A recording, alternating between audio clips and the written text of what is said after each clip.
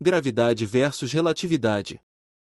A famosa história da maçã caindo da árvore conta que Newton começou a pensar sobre a gravidade ao ver uma maçã cair. Ele percebeu que a mesma força que fazia a maçã cair também mantinha a Lua em órbita da Terra. Após estudos e cálculos, Newton descreveu a gravidade como uma força entre dois objetos com massa. Quanto maior a massa, maior a força de atração. E quanto maior a distância, menor a força de atração. Ele percebeu que a mesma força que fazia a maçã cair, também fazia os planetas ficarem em órbita. E assim foi criada a lei da gravitação universal. Albert Einstein desenvolveu a teoria da relatividade geral 228 anos depois da lei da gravitação universal de Isaac Newton, revolucionando a compreensão da gravidade. Na visão de Einstein, a gravidade não é uma força, mas sim a curvatura do espaço-tempo causada pela presença de massa e energia. Um objeto massivo, como uma estrela, deforma o espaço-tempo ao seu redor, e outros corpos seguem essa curvatura naturalmente, sem necessidade de uma força de atração para mantê-los em órbita. Existem muitos experimentos e vídeos que demonstram a teoria da relatividade. A curvatura do espaço-tempo, provocada por um objeto de grande massa, não apenas desvia a trajetória da luz, mas também guia o movimento dos planetas, mantendo-os em órbita sem a necessidade de uma força de atração direta. Essa foi a explicação de Einstein, mas ela é realmente verdadeira? Registros autênticos de telescópios como o Hubble e o James Webb, da NASA, e observações durante eclipses mostram que, ao se aproximar do Sol, a luz não é atraída, mas sim desviada para longe. Foto do eclipse mostra a luz de uma estrela distante se afastando. A cruz de Einstein e o anel de Einstein são os únicos fenômenos reais registrados e fotografados pela NASA. Na cruz de Einstein e no anel de Einstein, é possível perceber claramente que a luz está sendo afastada. Está em 2051b e a estrela de fundo dela num catálogo aí com mais de 5.000 estrelas próximas. E por que tem que ser próxima a estrela? Porque quanto mais próxima a estrela, maior a chance dela passar na frente de uma estrela no fundo e você poder medir esse efeito. Então eles vasculharam isso aí, pegaram o Hubble, ficaram observando a estrela durante 2, 3 anos, observaram a estrela sete vezes durante esses 2, 3 anos, mediram com isso, eles conseguiram medir o movimento aparente da estrela, conseguiram medir a direção com que ela se movia no céu, e com isso eles conseguiram prever quando que ela iria passar na frente dessa estrela de fundo. Quando chegou o dia, apontaram o Hubble para lá e coletaram os dados que eles precisavam. Muito interessante esse experimento, provando e comprovando de novo a teoria geral da relatividade. E agora, nesse exemplo, é possível ver perfeitamente que a luz da estrela distante é desviada pela luz da estrela mais próxima. Isso mostra claramente que a luz não é atraída, mas sim afastada. Isso mesmo, afastada. Se a luz é afastada, ela não pode entrar em órbita nem estar caindo na curvatura do tecido do espaço-tempo. Em todos os registros feitos pela NASA e pelo eclipse, fica evidente que a luz é afastada. Se está sendo empurrada, nunca entrará em órbita. O eclipse, a cruz de Einstein e o anel de Einstein, assim como os registros feitos pela NASA, são reais e todos mostram a luz sendo afastada. Apenas simulações em CGI e representações com tecidos ilustram o efeito como se a luz fosse atraída ou entrasse em órbita. Erro gravíssimo. Este ângulo está na posição errada. Como a velocidade da luz é a mesma, não faz sentido colocar o ângulo ao lado do Sol. O ângulo deveria estar próximo ao observador. Os físicos chamam isso de deflexão da luz. Basta observar a luz da estrela, que está a pelo menos 5 anos-luz do Sol e viajou essa distância durante 5 anos, não caiu na curvatura do espaço-tempo. Apenas está sendo empurrada. Quando a luz está alinhada atrás de outra estrela, ela se afasta, formando o anel e a cruz de Einstein. Você pode tirar suas próprias conclusões, Newton ou Einstein. Quem está certo? O espaço-tempo realmente existe? A relatividade é válida?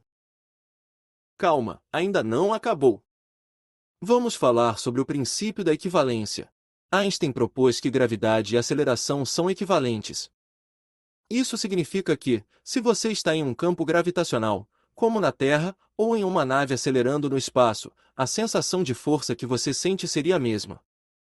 Em ambos os casos, você sentiria um empurrão para o fundo, e não conseguiria distinguir se está sendo puxado pela gravidade ou acelerado.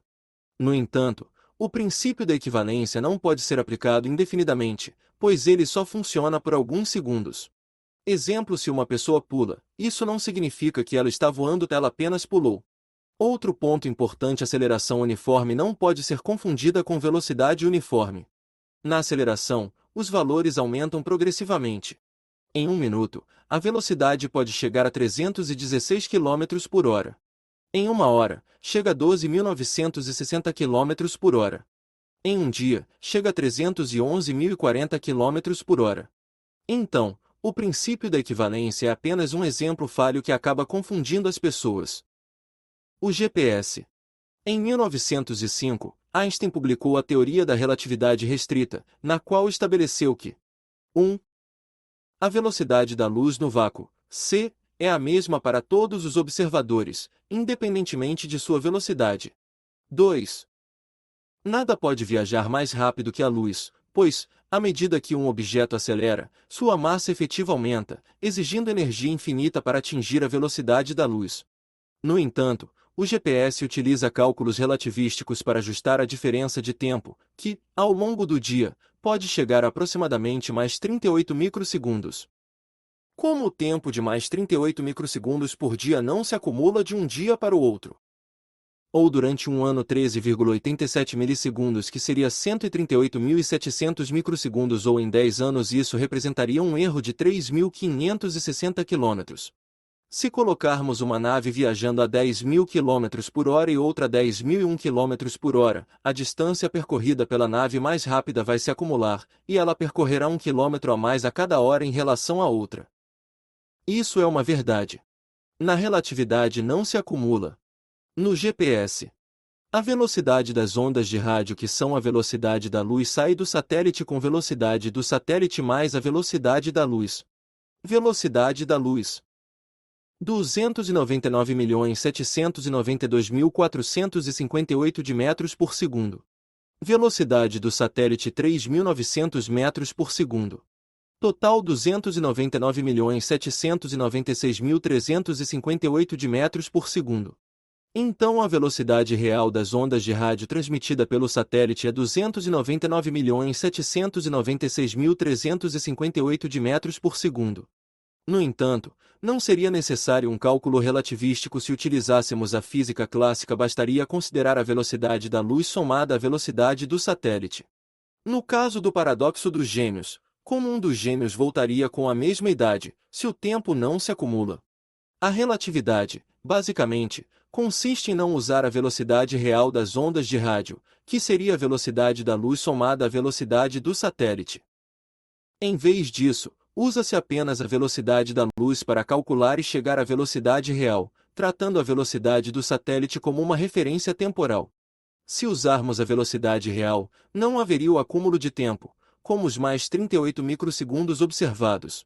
O GPS usa cálculo relativístico para corrigir o erro de acréscimo de tempo causado pelo erro de entendimento, e essa correção não precisaria ser feita se utilizássemos a física clássica. O GPS é apenas a prova que a relatividade restrita não existe. O que os físicos explicam e afirmam sobre a relatividade?